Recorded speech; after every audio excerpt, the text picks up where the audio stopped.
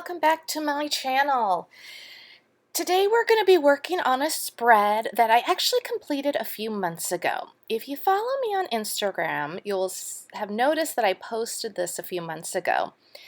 And because my YouTube channel is new, I have been recording my processes for several months now, but I wasn't ready to start the channel because I needed a little bit more work on my editing, voiceover, and such. So I still love this spread, and I think the outdoor nature of this layout really works for the summer season, which we're in the Northern Hemisphere. So I thought, let's pull it back out and we'll go through it a little bit. So what you saw there is I had taken the thickers from the Fernwood collection. That's a Vicki Boutin Fernwood collection. And I had put it on some wax paper. This is a great way to put your titles or any stickers that you want to use on your layout, but you're not exactly sure where you want them. Put them on wax paper, and then you can move them around. So that's what I did here. And I love this thicker set. It's got a great font, but it's also got a great texture. It almost has an appearance of like a fabric, like a woven fabric, which I don't think it is, but that's what it reminds me of. And it is designed like that to hold paint, and you can change the color of the thickers to whatever matches your spread. So what I was doing here is I pulled out some Vicki Boutin watercolor markers. For this I was using, I believe, the turquoise and the green. And right now I'm trying to just paint. Initially I wanted to paint kind of an ombre look, and it didn't work out very well for me, but I ended up painting just a solid color of a mix that I had specially made for my layout. That worked really well. So I think it works out just fine. Now in a little bit I will be putting a little bit of the green on my palette so I can mix them together. But I'm just using a small brush from my stash, it's nothing fancy, to paint on the watercolor. And I didn't do it straight from the marker or the pen because it's a pretty saturated liquid in color, and I think it would have been way too bright and way too potentially dark. So I'm kind of diluting it a little bit with some water, making it a little lighter, and then eventually I go back later in this video and darken it up, which you'll see.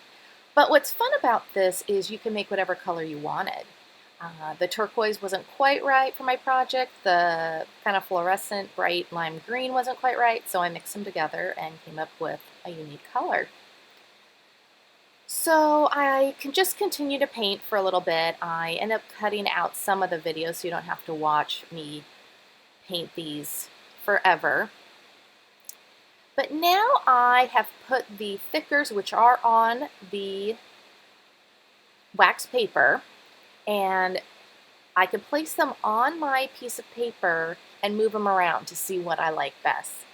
So in the background, kind of on the left side, you'll see I'm using a Vicki Boutin pre-made mixed media background. I love these pads because it is so easy. It's not messy. You get the mixed media look, but you don't actually have to do the work for it. So this kind of blue and green one with the stripes worked really well for my outdoor pictures. And right now I am just moving things around, trying different embellishments. Initially I thought I was going to use these kind of pinkish red small alphas as part of my title. And although you can't really see it that well in the video, one is darker, more of a red, one's more of a pink. And I did that because you can see at the bottom I've got a red stripe of pattern paper, and then there's some pinkish red flowers in my tag. So I thought for a long time I was going to do that. I end up not, and I'll pull them off and switch them out for a white cream. But here, one thing that was fun for me and a little different than my usual style is I used a bunch of scraps.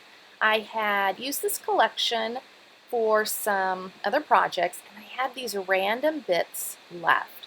So I wanted to use them for backing rather than a traditional like 4x6 size backing for my photos.